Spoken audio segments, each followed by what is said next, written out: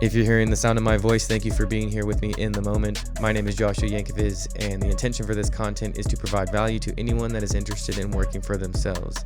It is a collection of podcasts that features everyday individuals who make a living doing what they like to do. Proof that you can too. I'm here today with Scar the Mosterr, a local rapper in Kansas City and entrepreneur. Scar, how you doing, man? I am great, dude. It's good to see you. Been a minute. Yeah, man. Has been a minute. Yeah, I mean, there's a lot to talk about. So, indeed, there is. So we can jump it off anyway, really. You know, the spot's dope. The podcast looks cool. I'm glad you're, doing your thing.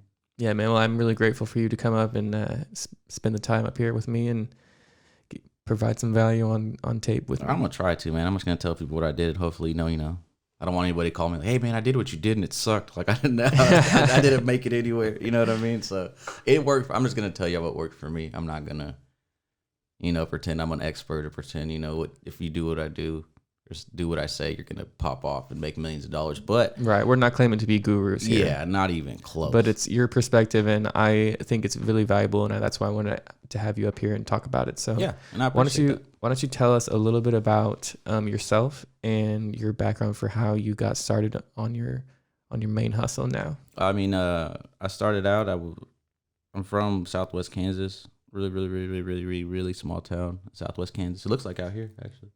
And just cows and four-wheelers and nothing like that. And I was bored.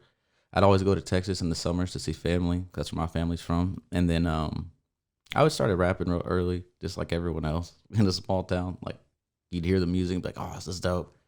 So when I'd go to Texas, like, they'd always show me newer stuff.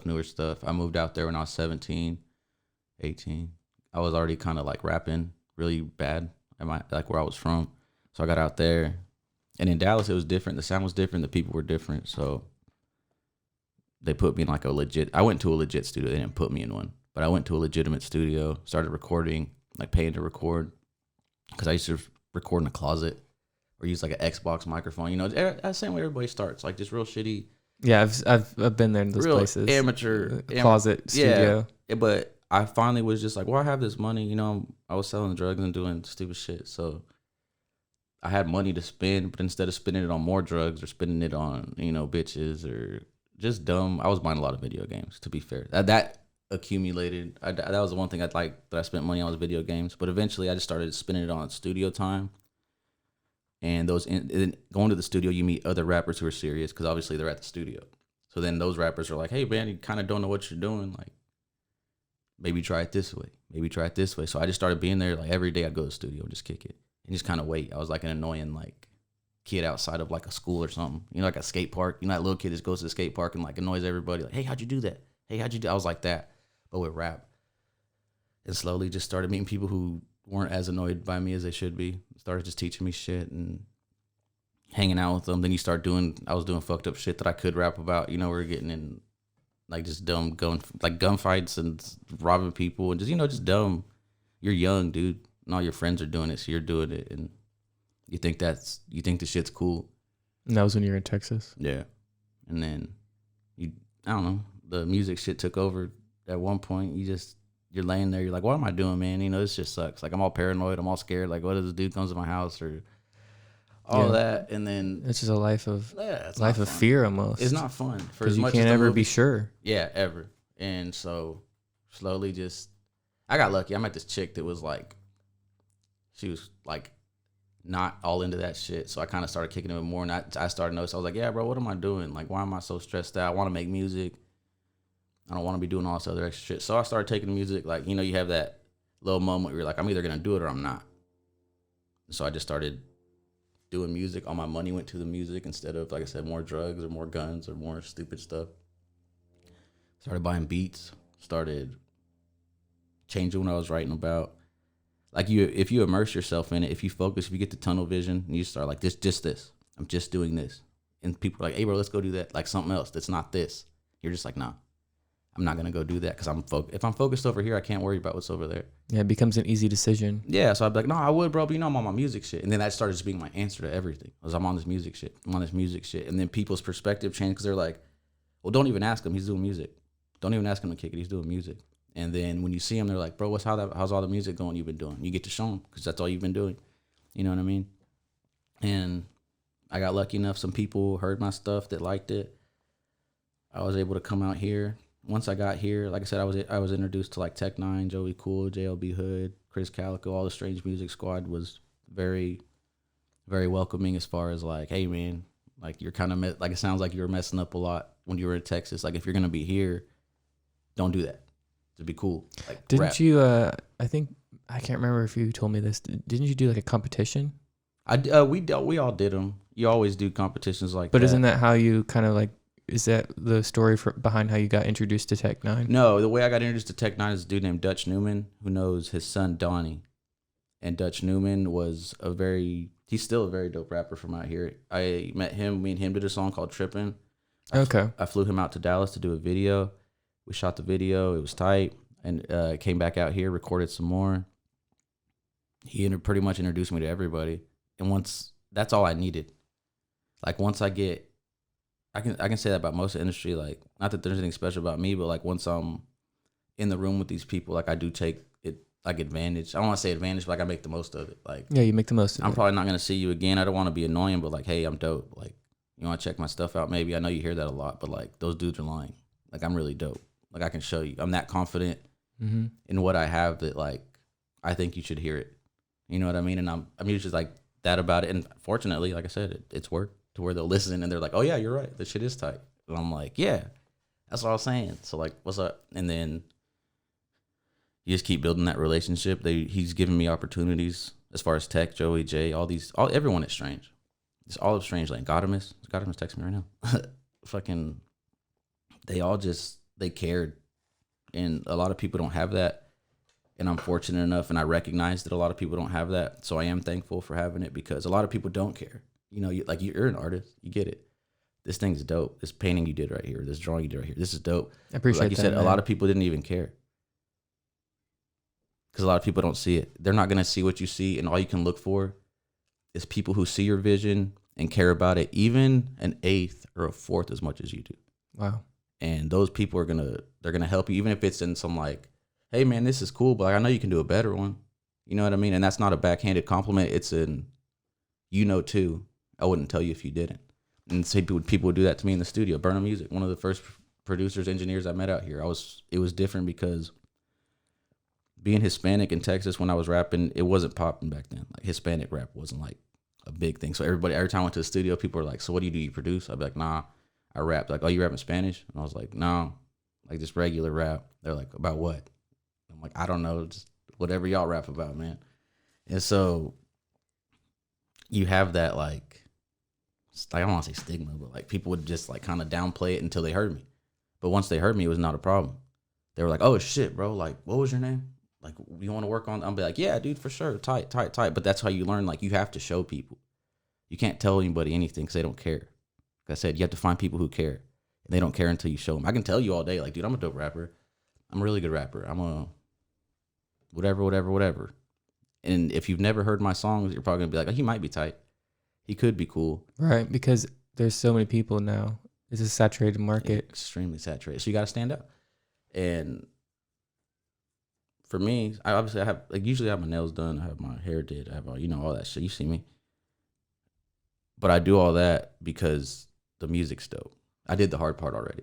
The rest is all cosmetics, bro. Like the hair, the paint, the teeth, all that is just cosmetics. Yeah, the branding. At the base of my little thing, like the rap's there, and that's all you want. Like if you're a dope artist, you could, at your base, you're dope. You're a dope artist, so no one can take that from you. I'm a dope rapper. No one can take that from me. What I say is dope. So I did the hard part, but you're right. It's a saturated market to where you got to stand out somehow. And I was fortunate enough. I found people who cared. They gave me ways to stand out. They gave me just opportunities I wouldn't have had, and I took advantage of all of them instead of being lazy or like being like knowing I'm gonna get another opportunity. I would just be like, what if this is my last show? What if this is my last? Like I don't want to fuck it up. Like if they're going out of their way to give me a look, I'm not gonna fuck it up. It's like someone vouching for you for a job. I'm like, yeah, he's a good dude, whatever. And then you come work here and you're being an asshole all day. I'm gonna look like an idiot. And I approached it that way with them. I'm like, if Tech's gonna tell me I'm dope, if Tech Nine's gonna tell people I'm dope, if Joey Cool's gonna tell people I'm dope, if JL's gonna tell people I'm dope, and I'm not, they're gonna look stupid. So I'd rather just be dope. You know what I mean? Just easier. And a lot of people don't do that. A lot of people It's want not only easier, but it's the truth. Yeah, It's your truth the real as prevails. well as the truth. Yeah, the real prevails every time, bro. You can't fake being dope. You can maybe be dope for a week, but someone's gonna find out on that 8th day. Yeah, you can't. You can only rent a Lambo for so long. Man, yeah, that's a great one. You can only rent a Lambo for so long before that shit catches up. Like, yeah, and same with lying.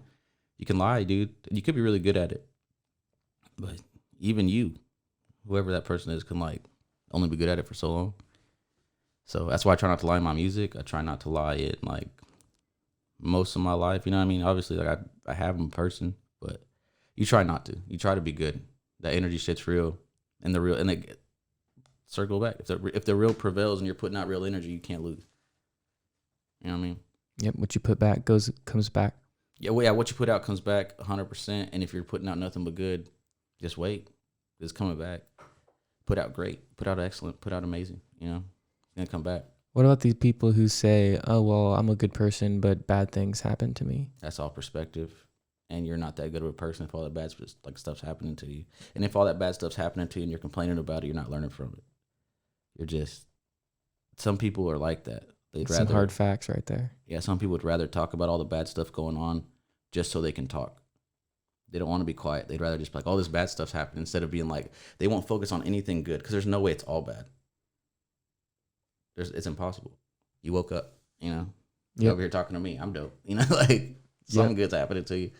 So you can't do that. And you train yourself, dude. It's a learned, I don't know, like a coping mechanism, I guess. You have to like pull yourself out, dude. It's hard. It's easier. It's the hardest thing that you may ever do. Yeah, but it builds you. It's that armor you learn. You get just hard bodied off of it, dude. Like if you're sad and I'm over here just coddling you all the time, like, no, dude, it'll get better. It'll get better. And you just call me every day because you're sad. Like now like you're a problem for me now. I don't get to give my day 100% because I know 10% of my day has to go to making sure you're good. And that's selfish of you to do that. You're taking my energy knowing you don't need to. Because if you just did it on your own, that's 10% more I would have had where I could be great. Exactly. So yeah, just don't be selfish, man. Understand that other people, like, it's like, I'm sure you have grandparents that love you, family that love you. It's like when you're sad, you can see it makes them sad. She doesn't have to be sad because you're sad. I don't want my grandma sad. I don't want my mama sad. Like, so I'd rather just be in a good mood. So I do things and surround myself with people that'll put me in a good mood. Like if you're sad every day, dude, something bad is going on. You're around bad people. You're in a bad headspace. Like change something. You know what I mean? You hear it every time, like all the time. Just change something. The slightest change can make the biggest difference, bro. Like if you're and especially out here, bro, a lot of people hang out with people they don't even like. I only know that because they tell me when the other person leaves, vice versa. And I stay out everybody's, you know what I mean? I keep it to myself, but like having to hear it, I'm just like, damn, do you like me, bro? Like, do you hate everybody? Do you hate just those? Yeah, if they're talking like that, there's a lot more going on. Yeah, but I'm like under their skin. Yeah, for sure. And I'm just like, you know, you don't want to be around that. That shit drains you. Energy drains you. And I like to put out energy. Like I like to think I'm a ball of energy, bro. Everywhere I go, I'm like, what's up, dude? What's up, dude? Like, you know, I like to be all over the place, man. I can't help it. Yeah. But what I can help is being around like people who suck and not leaving. That's probably why we get along, is because I feel very similarly. So it's like, yeah, we would do that our all the energy time. is just like, for those of y'all who don't know, we met at work. We met at a job, and we were very similar as far as people would come in and want to be sad, and we're both like, bro, kill that. Like, I don't want to deal with none of that. I was like, get away from me. Like, I don't want to talk to you now. Like, when you're in a better mood, come kick it. Because that's what I'm going to be doing. I'm going to be in a good-ass mood, walking around till this shit's over. Like, I'm already not happy to be here, but if I have to be here, I'm gonna at least pretend to be happy, you know, get some money, have some fun. And then once everybody got there, it was fun, you know? Yeah. Would you say that's because of you're able to be happy now because you have perspective on your past and how negative where the negativity you came from? Incredibly, yeah. I think there was a solid 2-3 year span where I was just very angry. Like I said, when I was in Texas and I was doing, like, I was paranoid all the time because I was doing all the bad shit I was doing, which made me not sleep, which made me do drugs, which made me, because I wanted to stay awake, which made me irritable, which made me, you know, this is all just compounding. Yeah. And instead of doing anything about it, I would just complain. I'd want to be mad. I wanted to be, I'd start fights with people for nothing. Like the girl, any chick I was dating, I'd just start an argument for no reason. Like, it's like I craved that, like, conflict. yeah. I was looking, you know what I mean? You could have been like, all right, dude, all right, you're right. I'm like, I know I'm right. Yeah, I wouldn't stop. It would just be like, okay, dude, it's over. I was like, no, it's over when, like, I want to be done. It was just annoying. I wouldn't let the person, like, stop arguing with me. Yeah. For me, Nobody it was, wants to be like for that. me, it was kind of the same. Like I turned to drugs and alcohol to escape, but also to get to a point where I would just go and create conflict for myself. It was like I was punishing myself To feel for no reason really, other than to feel something. And it's so sad, but at the same time, like, I would not be who I am today if I hadn't gone through those lows and been through those, like, terrible times. Yeah, and that's what you learned from it. And you changed, like I said, you obviously made it out of it. Like, you leveled up. And some people never do. They stay right where you were, right where I was. Like, they get, like, nestled in and comfortable. And that's what they are. Just, I know you know people like that. They're just negative. You're like, oh, shit, here comes. I'm gonna call them stationary. Like, they're not moving. Either not backwards or forwards. They're just there, which has got to drive you crazy.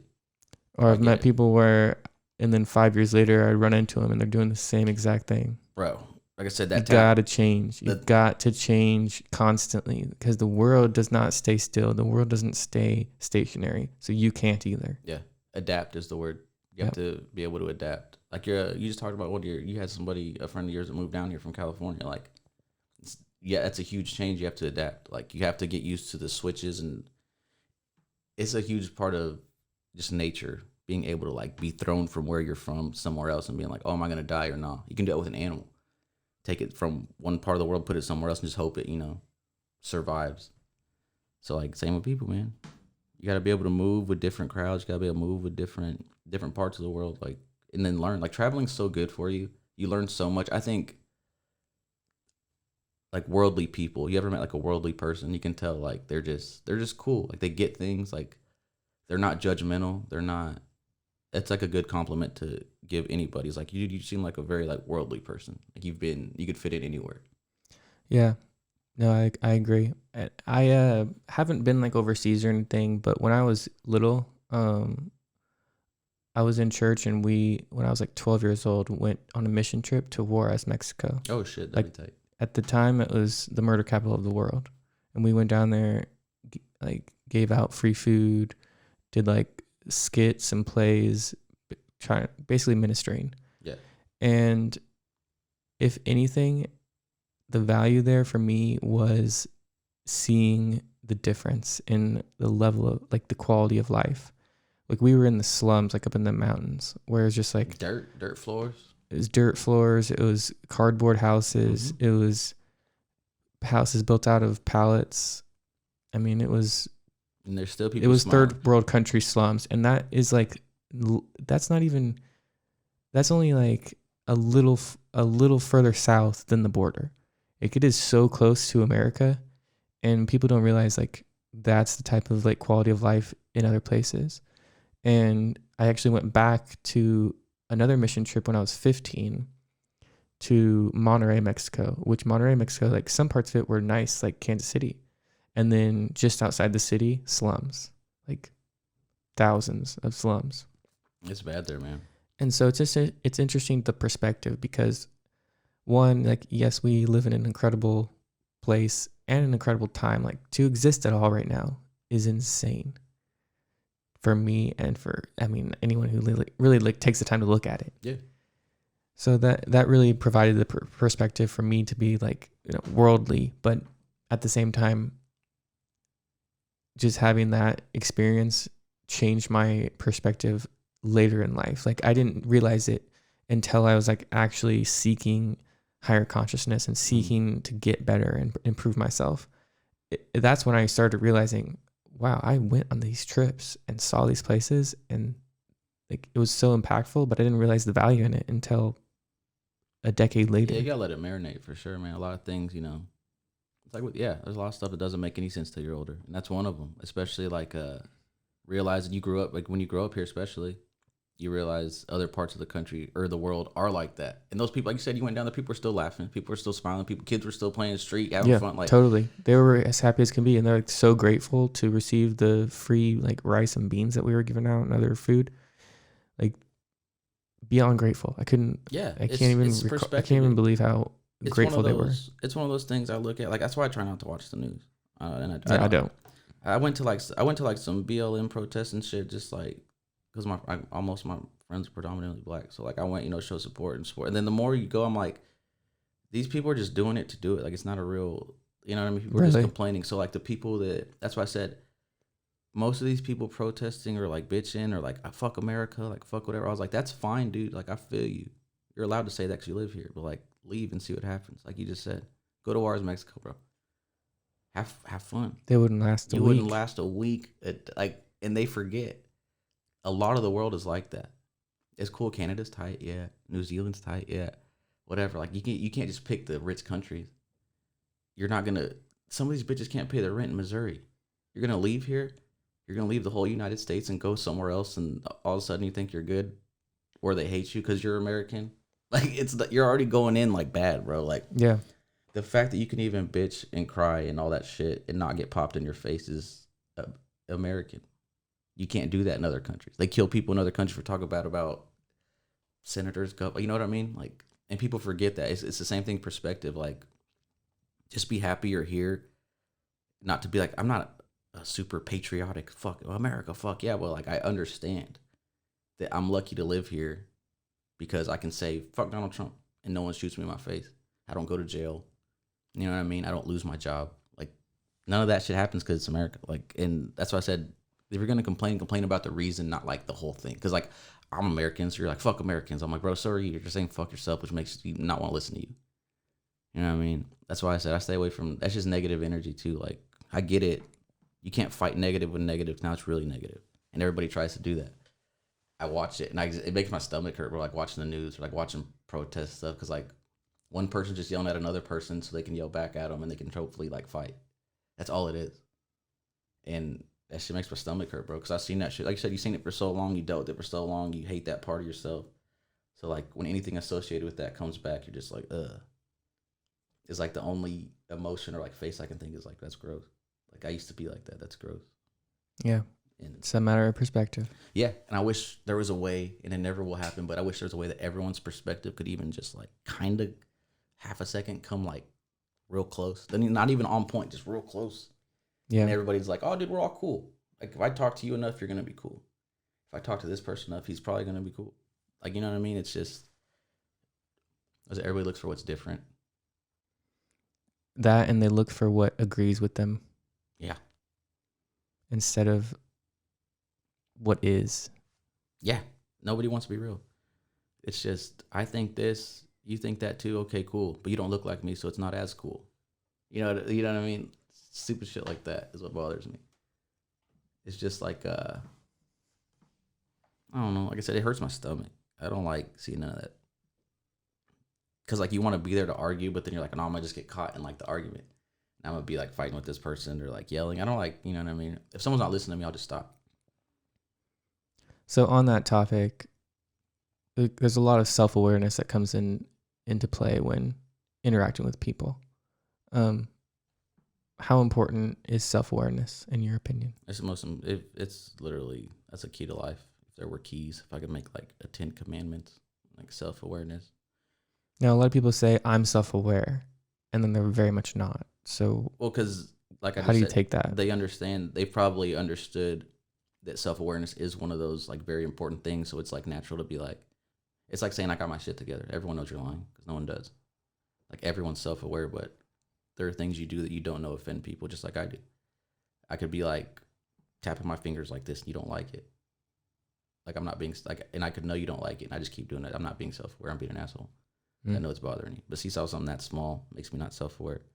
Because if you're self-aware all the time, dude, you're not doing what you want to do. You have to like, it's a line.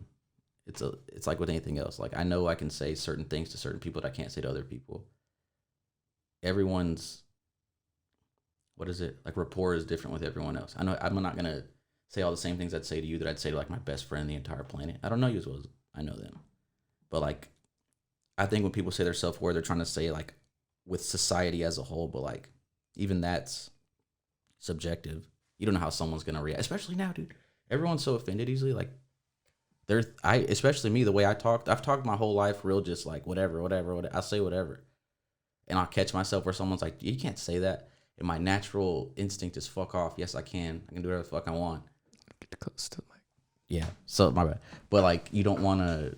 You can pull it towards you. If I was to say that, it's still bad. Like, I don't want to offend a person. I'm not naturally like, if I hurt your feelings, I like to apologize and make it better. Just on some karma, good energy type shit. That's what people should do. So like, I guess being self-aware, they say like, maybe not saying the wrong thing at a point in time or doing the wrong thing, but like if you don't know the other person, you don't know what the wrong or right thing is.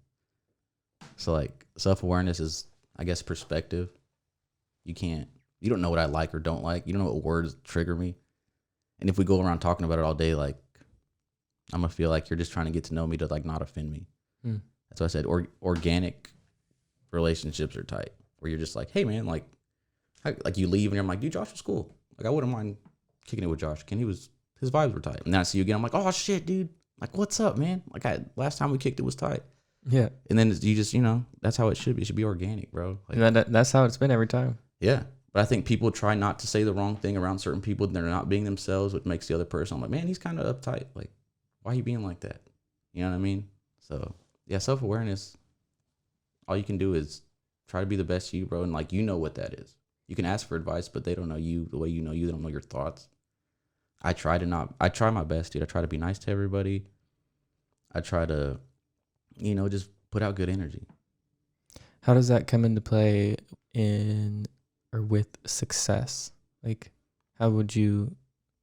I think I started becoming more successful when I started putting out good energy. When I stopped being an asshole. When I stopped.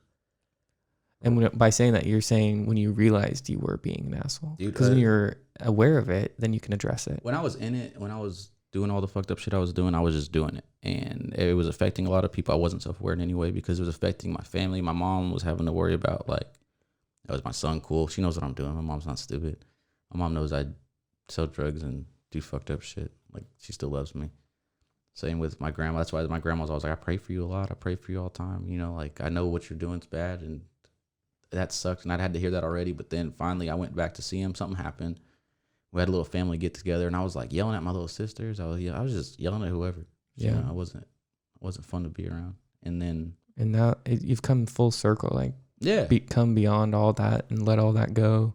Well, that's what happened. My mom was just like, I don't know when I did it. Like, I finally got better somehow. I just kind of, like I said, I know I can't define it either. Like, did it happen? I don't know. It just did. Yeah, there's no like moment where I was like, today, dude. Today's the day. You just slowly start learning. And then I remember, like, I started working out. I started, getting up earlier. I started eating a little bit. I was eating nothing but like, it's like a fast food, bro. It's a collection of all these little actions and small decisions. Like, for me, a big one was quitting drinking. Yeah. And like from that cascaded all these other like positive things that happened in my life. Like, for me, the individual, for Joshua, I can't drink. It's not for me. But you learned that the hard way. But I learned that the very hard way.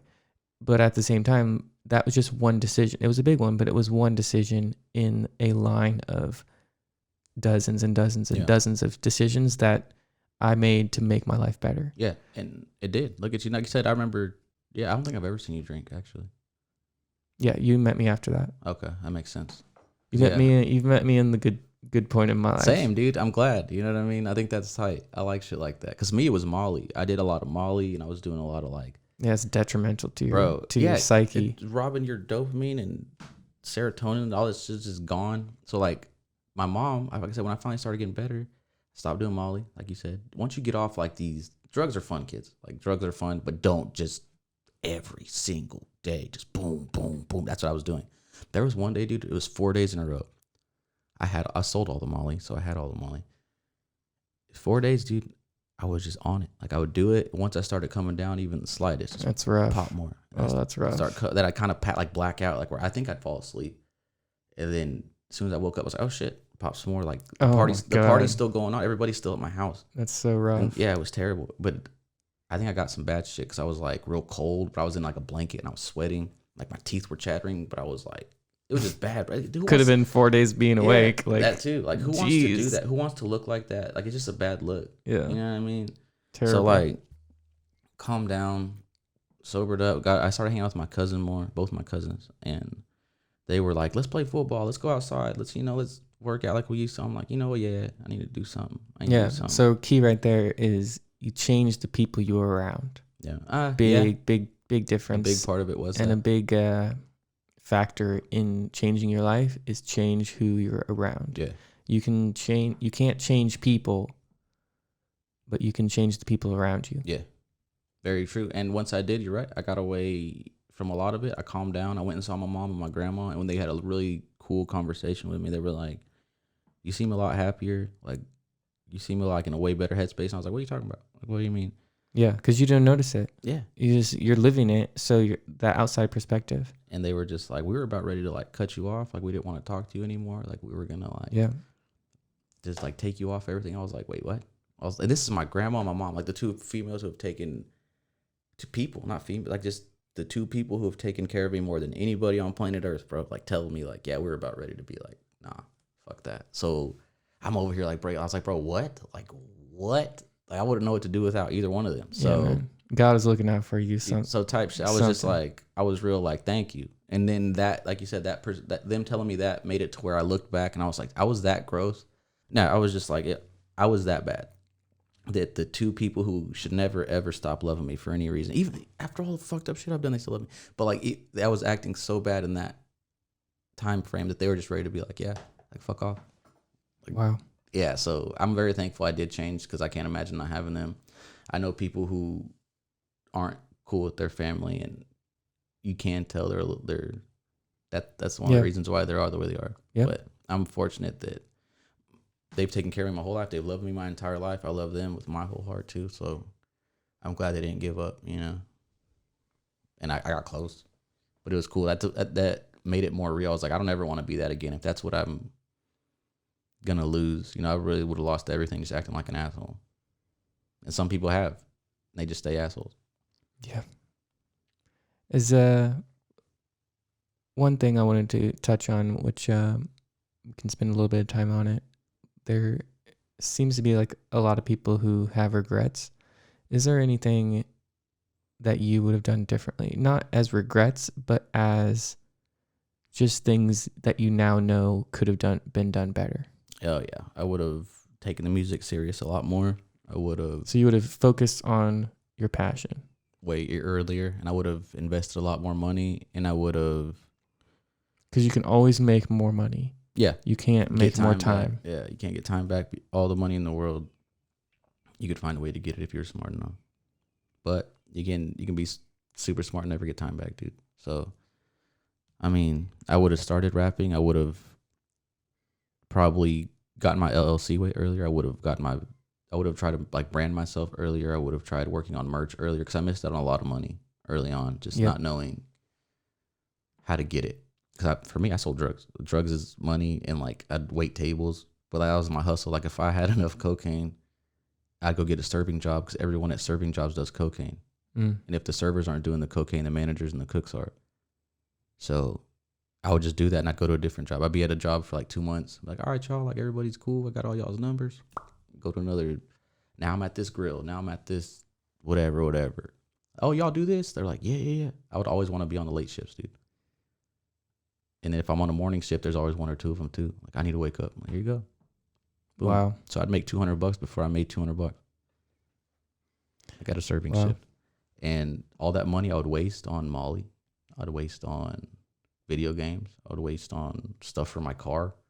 So the bitches would like my car. Like, you know. It's very wasteful, dude. Yeah, young, very wasteful. Young and just like stunting with money that I could have bought a car. I'd look at all the money I was making, dude, and I could have bought a car. I could have bought a house. A bunch of features. I probably could have paid for a house. I could have at least almost be done paying a house if I wanted to right now. But I'm a kid. I was a kid. You know, I was young and stupid. I think it contributed to now. You know, I wouldn't know what I know now. But I wish that's something I did because I feel like I'd be further. I think I like where I'm at. I'm not bitching, you know. I'm thankful for where I'm at, but I just wish I was making money earlier because I think I'd be more confident than I am now. Because now it's like it's all coming back. But now I'm making merch and branding shit and actually trying to right now I'm finally doing licensing shit as far as like trying to get on like TV shows, video games, like commercials. Awesome. Like Yeah, placements for commercials, shit man. like That's that. the way to go. Yeah, you know, Like I can't really do shows. I knew that Run the Jewels was like set when I started hearing all the music on like multiple commercials. Yeah, I love Run the Jewels. Shout out Killer Mike. Yep. Hell Love yeah. them. Anyway, you mentioned LLC. So how important is getting your LLC? Because even as someone who isn't necessarily doing a bunch of business, but like for taxes, if you're trying to work for yourself, how soon should you get an LLC? I would make sure you have your team and you have at least, you know, some money to put behind yourself. Don't do it like, don't think of the name of your business and then be like, and this is my LLC. Like, do the hard work first. Like, you have everything set up here. Like, everything's good. It looks like, you know, you have like all your stuff. Get your logo made. Get all your ducks in a row, and then make your LLC when you are ready. Like, make that like your ribbon cutting thing. Like, my stuff's good. I have taken care of everything. You've marked everything off the list. Now I'm gonna officially brand myself. And anything you make, dude, write it down. Write down everything. Anything you spend. Once your LLC's made, you buy another iPad. You buy another soundboard. You buy, like, write that down. Put it as it's towards your business. You know, it's a tax write-off now. Any gas I use to go to a show, like, I can write it as a tax write-off. Any features I get, you know, sometimes I'll win money gambling and I'll put it as like a tax write-off just so I don't have to like pay back as much. You know what I mean? And then sometimes you get shit back. It's cool. You have to do it quarterly. It sucks. But just, I have a homegirl. She does TurboTax and she's able to help. You know, I'm sure I could learn how to do it if I wanted, but I'm just lazy. You know what I mean? I'm so busy working on the music and the shirts, and now I'm doing like all these different artworks. Dude, I'm working on a bunch of shit that I want to do like for the brand. And it's nice to be able to just like, hey man, I'm writing all this down. Can I just give it to you? And she's like, yeah, that's all you need. Because I don't want to fuck it up and some dude comes to me like, hey, yeah, you owe us like $34,000 because I did my taxes wrong or something. Like, that's like a irrational fear of mine. Yeah. I don't want that to happen. So like, just put on your business hat. Like, I try to, you know, I'm not the most business minded person, but like, I've done enough Googling and enough. Yeah. If you want it bad enough. Yeah. And that's what it is. That'll separate you from everyone else. Like, if you want it bad enough. Yeah. Will you take that 10 seconds to Google something that no one else will? Will you make that 20-minute trip to learn some stuff from somebody that someone else wouldn't? You know, like, you either want it or you don't. And I'm ADHD enough to like, I'll go do this. I'll go do this. I'll go do this. You know, like, I like it. I like learning stuff. You never know who can help you. You never know anything. Be nice to everybody. I've had a lot of shit happen. Like, people I've met 2 or 3 years ago, like, now they're trying to talk to me because my shit's a lot bigger than it was back then, you know? And I'm not, like, not that I'm mean to them or nothing, but it's just like, they wouldn't talk to me at all. Like, they were like rude about it. You know what I mean? I was like, and I was approaching them like, hey man, I'm just trying to learn how to do this. Or, what's up, bro? I'm trying to, you know, I think we could work on this together to be tight. Like, don't wait. Be nice to everybody. Don't wait till someone's popping to be nice to them. Just be cool. Because then it's real. Yeah, because at that point, like I've already had one guest who was a no-show and I didn't hear from him. And if they're down the road, I'm like, yeah, I tried. I'm getting big. I tried. This is popping off. Like, it's too late. Yeah, no hard feelings or nothing. It's just like, yeah, don't hop on the train when it's full speed. You know, get on when everyone else does. Exactly. What would your advice be to people who want to start their hustle but don't know what they're even passionate about? I say try a bunch of shit out. Like today, like if you're hearing this right now and you're thinking like, I want to do something, but I don't know what I want to do. Go try something. Go fucking ride a horse. Go fucking, I don't know, buy a bunch of bees. You started that shit. Like, you know what I mean? Go do something. You don't know what you like until you try it. It's like that with food. It's like that with girls. It's like that with life, dude. Like, you don't know what you like until you go out and try to get it. Everything's right there, especially now. It's 2020, dude. Everything's closed. Everybody's waiting for someone to hit them to do something. Like, I'll pick up skateboarding. I don't know. Learn how to shoot a basketball. Or anything you've always wanted to do your whole life that you're watching other people do and you're impressed with other people doing, just try it. You can figure it out. You can figure out anything. And if you can't figure it out on your own, ask someone for help. And if they don't help you, ask someone else. Just keep asking until you get help. and you're gonna get better. It comes back to it. How bad do you want it? Are you willing to be annoying? Because I was very annoying with my rap. So, hey, you want to hear something? Hey, you want to hear something? Anybody who would listen. You want to hear this? You want to hear this? I would send my music out all the time. I was one of those annoying people. Tag 99 people. Here's my song. Here's my song. And I did it long enough and got lucky enough that now I have like 15,000 monthly listeners on Spotify, which isn't crazy, but like I remember when I had 28, I remember having my Spotify up and being like, oh dang, 28 people have listened to me this month, and it was probably like 2 people 14 times. You know what I mean? But it's probably one of them was me. Right? That's what I'm saying, dude. So like the growth is there, but you have to start. You can't grow if you never plant a seed, bro. Like you're just gonna fucking sit there and cry about it. Like I wish I knew how to do this. The other day, me and my roommate were talking. He can kickflip and do all this shit on the skateboard. Like he doesn't skate though. He can just do it. And he was like, yeah, man, I just started learning. Like I just said, fuck it. I was like, that's tight to me. Like I can't do it, but picked it up. He just sat there and was like, I want to learn how to do this. I'm gonna do it. And now he'll just do it. Like he'll just pull his skateboard out of his trunk, like do a kickflip and just put it up. but it's tight. That's awesome. Because I can't do that. He could just be like, well, you do one then. I'll be like, oh, you know. So it's tight to see him do that. We'll be going and playing disc golf, and he's like, I'm gonna kickflip real quick. I'm like, all right. And he'll just pull his board out, and he puts it up. That's funny. But it's tight to me. Yeah, it is. That's why he learned it. He learned it specifically for that reason. So I can't say nothing. I can't kickflip. I didn't put in no time to kickflip. Yeah. But you can put in time to learn how to cook. I guarantee you all you motherfuckers out there can't cook. Like just sit there, get on YouTube. It's a skill that'll like pay off in the long run. You'll be happy. People will come over. If a girl or a dude comes over, you can cook them dinner. Like you won. That's impressive. Learn things like that. Learn life skills, dude. Learn how to make a fire. Learn how to do something. Just right now you don't know shit, I promise you. So like learn. Just learn. Nobody wants to. If everybody thinks they know everything is a problem. You think you know everything, so you don't want to learn anything. It's true. So the last thing I wanted to talk with you about is something that I think a lot of people struggle with, and something that a lot of people don't quite fully grasp what it means. So I wanted to get your perspective on it, Scar, and that is loving the process. What does that mean to you? When you find your passion, you find your thing that you want to do, it's just immersing yourself like that. I'm sure you have it with your art. When you're doing your dots, you just black out. I'm sure you black out. You know what I mean? Like you're like, oh, it's been 3 hours. I just drew for 3 hours. I didn't even notice that people were calling me, texting me. I have to answer all these people back. Those are get lost in your shit, dude. And if you can't get lost in what you're doing, like it's not your passion. It's something you love, which is cool.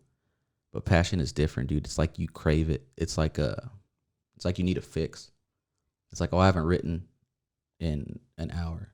I need to like put a beat on, or like any beat that comes on. It could be a song on the radio. I just want to rap to it because I need to do that. I have to get that out of me. I have to get how I'm feeling out with rap.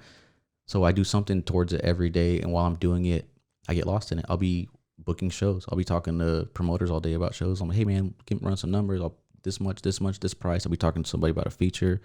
This price. I got to drop a song this day, or like get a rollout done, or like pictures done for a song. Like I'm always doing something with music.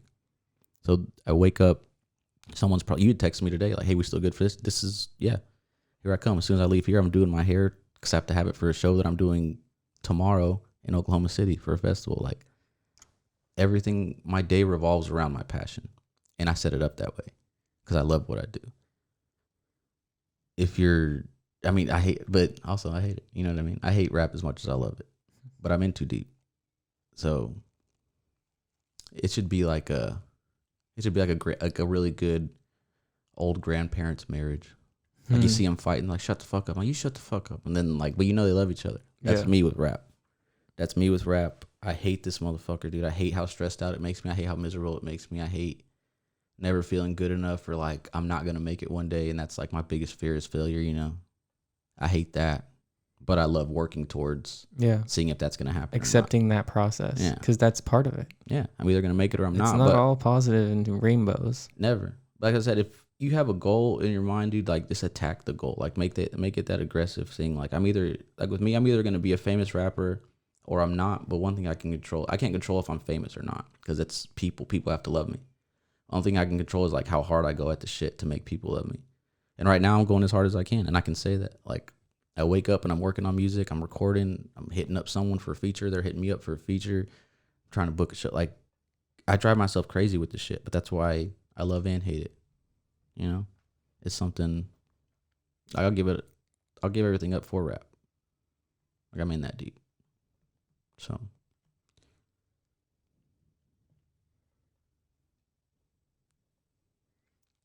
So at what was there a point where you began to trust it, that process? When I made my first $1,000 in like a week off rap, because I was obviously selling drugs, like money comes, and then you do your thing. But when it was, I'll never forget, it was a Monday. I sold 2 features on Monday, and I had just started like flexing, being like, man, like if y'all songs were whack, like if you want someone dope on y'all songs, like, hit me up, like DM me for a price or whatever. And then like 4 or 5 people DM me, and I was like, oh shit, now what? Like what do I do now? And they were like, well, how much for a feature? And I was like, shit, dude, how much do I charge people? And in my head, I was like, what would I pay? And I was like, give me $300. And he was like, tight. I was like, shit, dope. So this dude paid me. Another dude paid me at $600. And I'm just like, okay. But then I forgot I had to write. I was like, oh, now I have to make the songs. So I'm sitting there, I'm writing. This other dude hits me up and he's like, hey man, if I got you a show in Colorado, how much would it be for you to perform? I was like, I don't know, man. I got to drive out there. I'm in Texas. So I'm like, I got to drive out there. I got to get a hotel. I got to do all this stuff. Like, this, you know, I didn't want to go, basically, is what I was saying. And he was like, I can give you $500. Like, does that cover everything? And I was like, what's, like, in my head, I was like, what's happening? Like, you always have a number in your head, like how much money you have. And in my head, I had my number. And I was like, I just got to add 1,100 to that number. Just sitting here. I wasn't doing anything. I was in my house. I was on my phone. Just people hitting me, like giving me money because I rap. All because I rap. No other reason. Because you worked at what you're passionate about long enough. And then how many years have you been rapping now? It's 10. I'm 27, 17, 18. But I mean, I started writing at 14, but it was ass. Sure. It was like terrible bars. But you've been actively in it for 10 years. I've been actively going to studios and actively like recording, paying for recordings, paying for cover art, paying for, you know, like taking it serious for about 10 years. Yeah. And I think I've put in my 10,000 hours. I feel like I've legitimately, you know, I've suffered a lot because of rap. Like, I've been lost. I've been stuck in cities. Like, I drive down there by myself to perform for 10 minutes. Car breaks down halfway through. You're like, well, I made $25 doing that show. Like, how do I make this shit work? You know, like having to call homies or whoever's close. Like, look, dude, I'm stuck in this fucking town. My phone's about to die. Like, just shit like that, dude. Yeah. But I didn't give up. I made it back home and I went out to another one, did it again. Yep. You know, like, bro, let me use your car this time. Like, you didn't give up. I didn't. And the universe is going to want you to. It's going to put a lot of stuff in front of you. It's going to make you want to quit. There's going to be a lot of people that sucks when someone tells you, like, you make a song, you think it's dope, and someone's like, that's all right. Or they don't like it. It's like it's a terrible feeling. It's like you making a painting, someone's like, that sucks. You're like, oh, I see. Like, it's, you don't know. Usually I'm like, yeah, I know. Yeah. But see, there's nothing you can, it hurts, dude, because it's something you made. Your brain made a baby, and you're just like, you want to show it off to the world. And some people don't like it. Yep, there will always be those people. But that's the greatest lesson is not everyone's going to like it. For everyone who doesn't, there's someone who is. Yeah. Or who does. The biggest thing not biggest thing, but off that point, like something that I learned from Gary Vee was that you can't acknowledge the positive comments either, because then that gives value to the negative comments. Mm-hmm. So you have to ignore all of it. Yeah, and balance, dude. But so many people don't want to find balance. They'd rather be like all this way or all this way. Like when people are like, if it's not going good all the time, this relationship's not going to work. You're like, bro, if this shit was going good all the time, I would be wondering what the fuck's going on. Like, nothing's good all the time. Nothing in life is good all the time. Yep, it's a wave. Mm-hmm. It's up and down. Just catch the wave and ride it out when you're underneath. You know, don't look like it's all you can do. It's gonna get better. It's a really cliche and like shitty thing to say to someone who's sad. I don't want to hear, hey, dude, it's okay. It's going to get better. If like, my dog dies or like, something traumatic happens, I don't want to hear, hey, man, it's going to get better. But like, doesn't mean it's a lie now.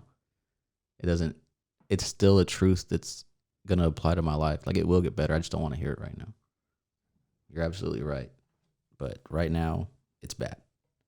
So yeah, just know though, because I have that one, like you said, that pulling yourself out. Like when it gets really bad and I'm just like, dude, this sucks. You do have like that little just flicker of light going on in the back. Like, dude, it's cool. It's cool. Here it will be. And just don't ever lose that. Because I feel like once that little fire goes out, dude, that's when bad shit can like really happen. Well, Scar, it's been a pleasure to have you up on the show. Yeah, thank you. Thank you so much for coming out and spending your time with me. For sure, dude. I think we provided something for you, and I got a gift for you as well. So tight. Yeah. Hell yeah. Thank you. This is fun, dude. Yeah, I encourage everybody. Yeah, listen, tune in, do all your shit. This is dope. This is a dope setup. Hella professional. I like it. Appreciate it, man. Thank you again. And thank you for listening. This is the EntreprenHour. EntreprenHour, bitch.